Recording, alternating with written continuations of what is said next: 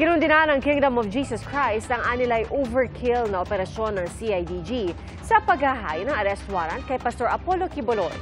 Pati sina dating Pangulong Rodrigo Duterte at Vice President Sara Duterte, kinundina ang anilay kalabisan sa operasyon. Saksi si Arjel Relator ng GMA Regional TV, 1 Mindanao. Matapos mauwi sa tensyon ang tangkang pagsisilbi ng arrest warrant kay Pastor Apollo Quiboloy kahapon.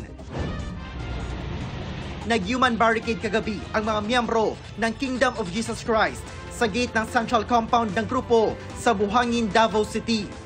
Kinundina rin ng grupo ang anitoy excessive and overkill na paraan ng pagsisilbi ng warrant na ikinasugat umano ng 3 miyembro. Siyam na iba naman ang pinusasan dahil sa pagdadala ng mga bolo sa police operation sa Glory Mountain sa Barangay Tamayong, Davao City.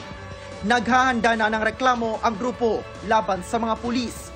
Questionable rin anito ang pagsisilbi ng warrants of arrest dahil na-file na umano ng CIDG ang returns of warrant of arrest noong May 14 sa RTC Branch 159 sa Pasig City.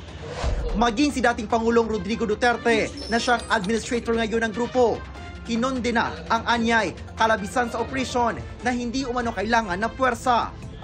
Nanawagan din si Vice President Sara Duterte ng anyay makataong pagpapairal ng batas. Tinawag niyang magulo ang pagpapatupad ng arrest warrants laban kay Quiboloy na sanhian niya ng questionableng pagpapakita ng labis na puwersa. Ayon sa Police Regional Office 11, 6 lang ang itinuturing na arestado, habang 2 minor de edad ang nirescue umano sa operasyon sa Glory Mountain. Pinakawalan din naman sila and we are preparing appropriate charges against them dahil dun sa pag-resist nila during the implementation of the warrant of arrest. Ang isa sa mga iniisip yung obstruction of justice. Dagdag dito, nararapat lang din ang bilang na idineploy para ipatupad ang utos ng korte. Considering that we have to cover a vast area and we have to arrest several personalities. So ang panawagan din naman namin sa kanyang mga supporters and followers to allow the Philippine National Police to perform its duties.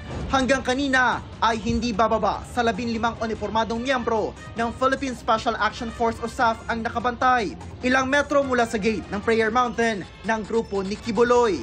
Para sa GMA Integrated News, ako si Arjel Relator ng GMA Regional TV 1 Mindanao, ang inyong saksi. Mga kapuso, sama-sama tayong maging saksi. Mag-subscribe sa GMA Integrated News sa YouTube at para sa mga kapuso abroad, samahan niyo kami sa GMA Pinoy TV at sa www.gmanews.tv.